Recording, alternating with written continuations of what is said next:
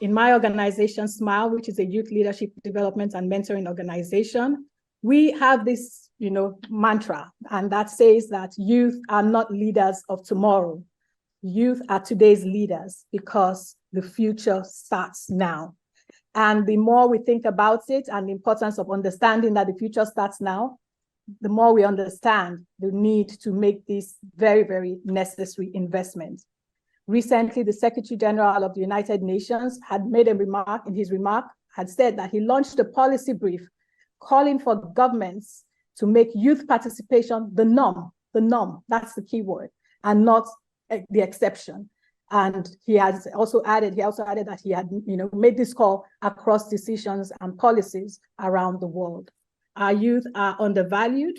They are not recognized as assets and critical partners in development and nation building. In fact, when we hear them government talking about youth, they're talking about the problem. They're seen more as a liability, youth unemployment and all the challenges, but not seen as an asset. And one of the things I want to emphasize here is that anyone who's coming up with a strategy or program for young people must ensure that they factor in their uniqueness. You can't come up with a program that doesn't factor in their uniqueness, their preferences, their communication styles and viewpoints. That's why a lot of things are not working. So we identify youth with leadership potential and we invest in those ones at the first instance and raise them to be change agents that can be peer mentors and role models amongst their peers.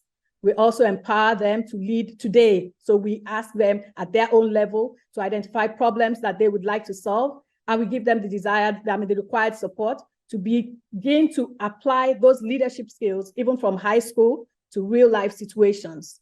We also encourage the culture of continuous learning. We ask, continuous learning and development, and we provide access for them to mentors, to opportunities, to resources and platforms that will enable them thrive. The fifth aspect of our own key strategy is mentorship. And that's why in the previous slide, recently our organization launched the Youth Lovers Tribe, which is a tribe of adults who are youth enthusiasts and will be, are very desirous of investing in young people. It comes to impacting and developing the next generation. The first one relates to preparation. Okay, I think, First one relates to preparation. Preparation is important because young people are in a position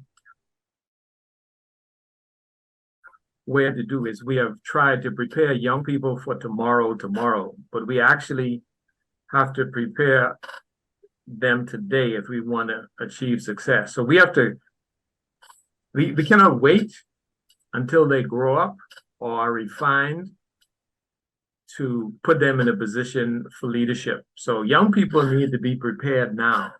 And the other thing that we have to remember about young people is that progress is more important than perfection.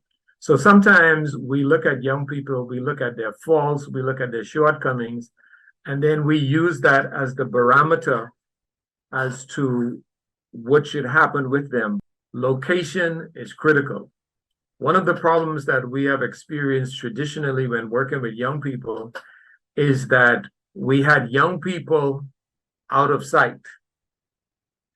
And when they are out of sight, they are also out of mind. So they are developing in a world that we don't have access to. We don't know what's going on with them because they are too far out of sight. We have to have young people in position. I'll give you another example of positioning that's very important. My son works on Wall Street, and he told me a story that was really powerful. He said, Wall Street is fixed. I said, what do you mean by fixed? He said, well, all of the CEOs on Wall Street, all of the leaders on Wall Street, they have already positioned their children to take over. So that they send their children to Harvard and Yale and other Ivy League top class institutions. And then every summer, those students, they work on Wall Street. So by the time as they are graduated, they have already been positioned for leadership. It's a smooth transition. And that's the same thing that we need to do with young people. We have to position them. Young people need to be visible, and they need to have tangible experiences while they are young, not when they get older. Meaningful engagement means engagement that can change their life and that exposes us to who they are.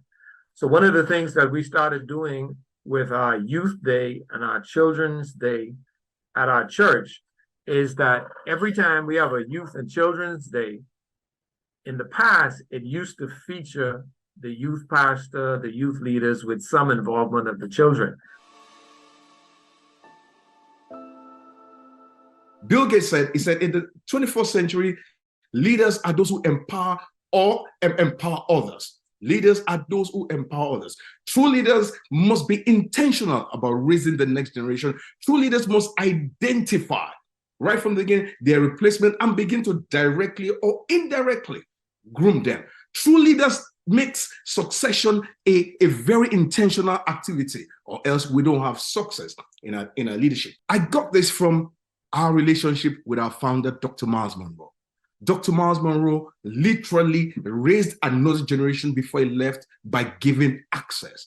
A lot of leaders today, you don't have access to them. You can speak to them. You can access them. You can touch them. They've got all these institutions, all these walls, all these protocols built around them, and they become this thing. Now, why is this important? Before I go this evening or this afternoon, because the first act of true leadership is to identify, is to train and develop a new generation. Why is it important for us to build the future? Because developing the next generation preserves whatever our leadership builds. Look, no matter what you're building today, if you don't have someone to take it up, it's going to disappear and we're going to forget about you.